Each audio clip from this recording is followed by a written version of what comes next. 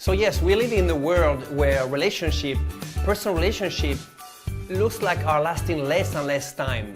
We start with such a commitment at first, but after a short while, things seem to become more complicated than ever before. So how can we start with the best intention, like commitment, understanding, trust, love, flexibility, and then ending up hating each other, splitting up and moving on to the next relationship so fast? Or worse, for some people, staying in one relationship knowing that it's not going anywhere, where there's no growth, there's no joy, there's no love, and there's no caring for each other. Depending on the source that you read, anywhere between 40 and 50% of people divorce, and people are divorcing younger than ever before. And when you ask them why, you often hear, well, I got married too young, or I didn't know what I wanted, or we simply grew apart, or he was a jerk, or she was this, he was that, etc., etc. Do you want to know how to find and keep the love of your life? What if I tell you the answer is not about who is the right person, but instead it's about the process that you bring into the relationship. We all been through a bad relationship, and even when we're aware of what went wrong, the biggest challenge is to stop ourselves from making the same mistake over and over again. Here's the typical pattern. We talk to our friends, therapist, spiritual leader for advice and consolation. We read books on relationship, or we search online for the answer. For instance, how to make a relationship work produced nearly 800 million searches online, 800 million results. Now, while all this information can be good, it also can be overwhelming, which make beginning or growing a relationship even more confusing and more complex than ever before. What's needed is it's not more information, but rather transformation. And transformation starts with yourself for your current relationship, or how to create the ideal relationship and how to avoid the most common mistake. Each relationship is different when you look at the details, but when you look at the big picture, it's the same.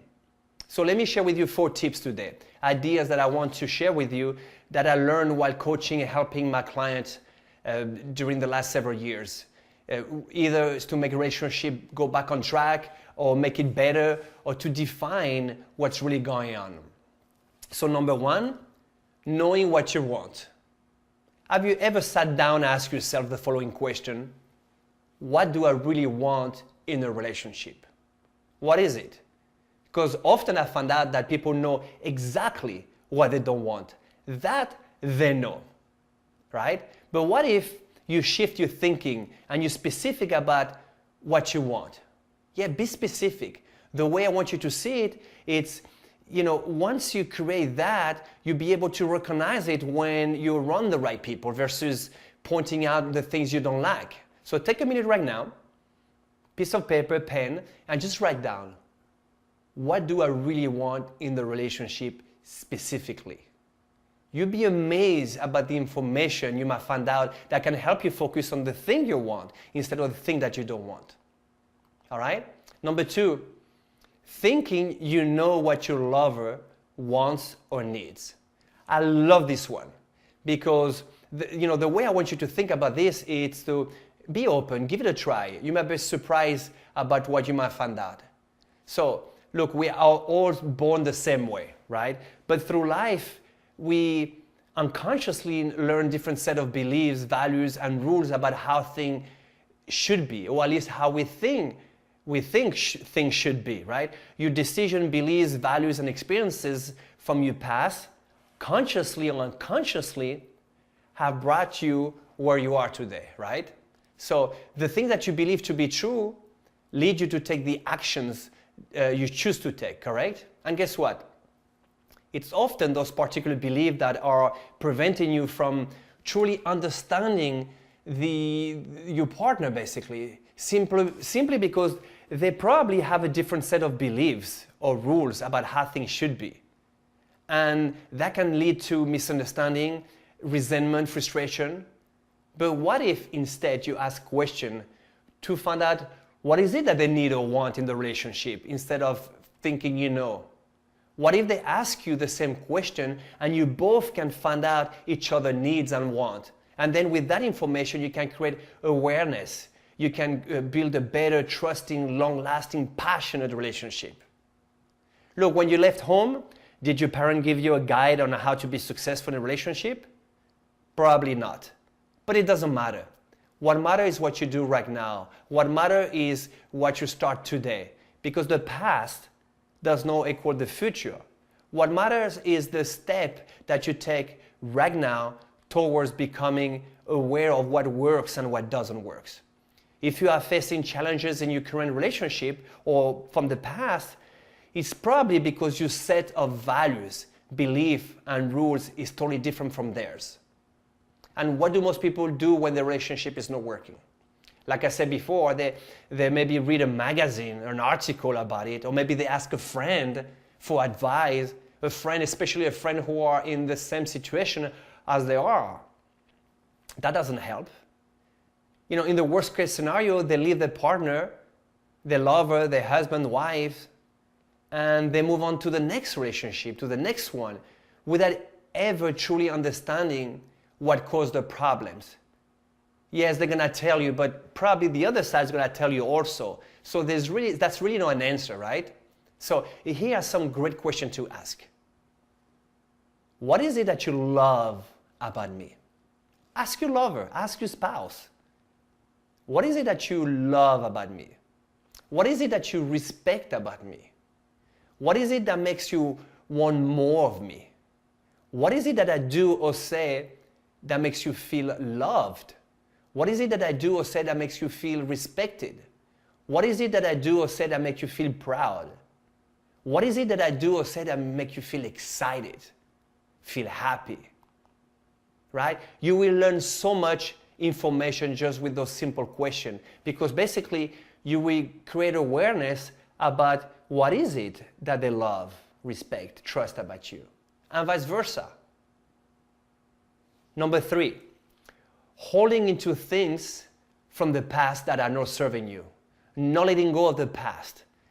Now, did you know that human beings, we are the only species on earth that make ourselves, or other for that matter, feel bad over and over for something that happened in the past? Yes. Have you ever seen an animal go to another animal and slap them or give them a hard time because of something that they did or say yesterday, last week, last month, over and over? Of course not. But we, as human beings, we do that. Have you ever found yourself holding into something that is not serving you, and either you give yourself a hard time or perhaps give a hard time to that person that is in your life? So I suggest you write down, what is that? Not why, because that doesn't help. But what is that? What is it that you're holding back? And then decide to focus on all the things you did great in case you're giving yourself a hard time, and also what is great about that person that is in your life in case you're giving them a hard time. Because this is not about forgiving. This is about forgiving and forgetting. That's right, I said it. You must forget. In order to really forgive someone, you have to forget, because you might forgive that person, but then when something comes out, you're gonna bring it back. And you're creating a trap for yourself and for your loved one. And you bring that stuff again. It's not healthy. It's not healthy for a long-term passionate relationship. It's rather destructive. So decide now and try that today. And maybe share with them. Hey, listen, I decide to not just forgive you, but forget about that. I will not bring that up ever again. Go for. Now, number 4, it's thinking that you are only 50% responsible for the result of your relationship. Because most of us follow what we think it's universally true, right? That, both sides are 50% responsible for the result that you get in the relationship.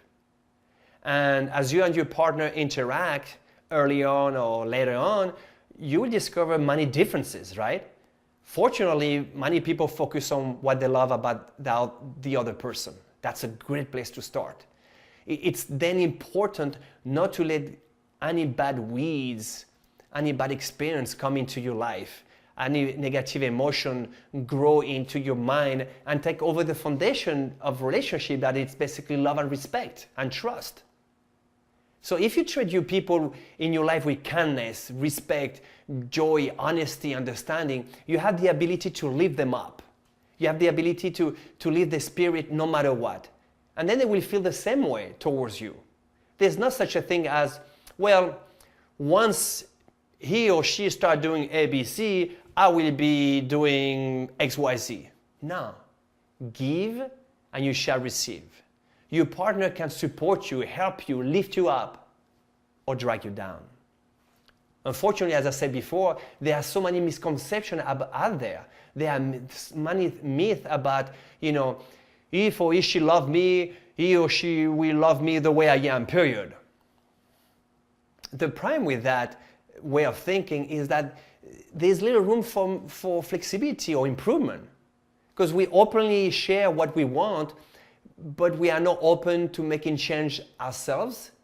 Here's the problem with that thinking. If you think you are only 50% responsible for making your relationship work, you will be spending a lot of time pointing finger, blaming your partner, and expecting your partner to solve your problem. And by the way, which 50% is your responsibility? The 50% that fits your need, your rules, and your belief about how things should be? And what if your lover do the same thing? Right? Look, changes start with oneself. When we show our partner our willingness to change and to make things better, we are sending a message that helps open a discussion and basically show flexibility and vulnerability. Right? Our society nowadays, you hear, be tough, and don't settle for less than what you're worth, etc., etc. But what does that even mean? In some context, that's appropriate. But in relationship, it's a recipe for disaster. Because guess what usually happens when both person in relationship follow that advice? Well, nothing happened that's useful to build a successful and fulfilling relationship. Instead, you may have, resentment, disappointment, and more negative emotion install themselves between what you truly want and what you end up having. And that may even carry over your next relationship if you decide to move on the relationship you are right now.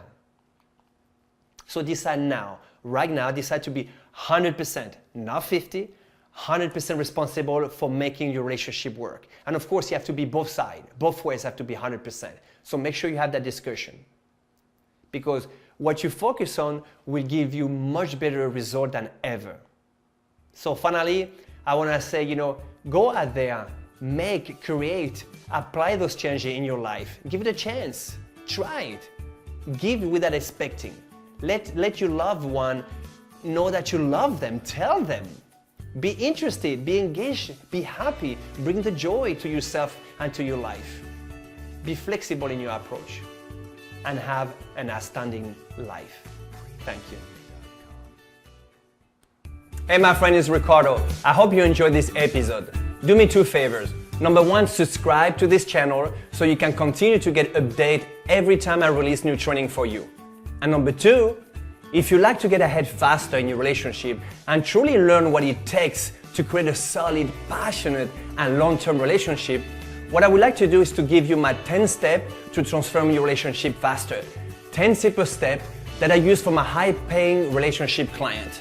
So if you're in a relationship and you need to create that passion back to your life, that understanding, that connection, and that long-lasting love, or if you're not in a relationship, but you want to avoid the same mistake from the past, what would you need to do? This is exactly what I've shared with my client and what I use personally to find and create a passionate relationship in my life. It's simple common sense, but you hear the saying, common sense is not always common practice. You will learn the psychology behind your success in relationship, because you and I both know that if we are going to be more effective or create a deep connection, it all starts with communication. But you are going to have to switch your perspective a little bit about relationship. You are going to have to adopt new thinking patterns and habits. You're going to have new daily ritual and habit, and your entire approach on how do you view relationship must be better. So in order to help you do that, click the link below in this post or go to thinkbigchange.com/10s. That's thinkbigchange/10s. And you can download this guide for free. Just tell me your name and email. I'm happy to email that for you. The same guide I use for my high-paying client. And how you can find or create that passion and connection in your relationship again. Thank you for tuning in. And until I see you next time, go out there every single day of your life and have an astounding life. Thank you.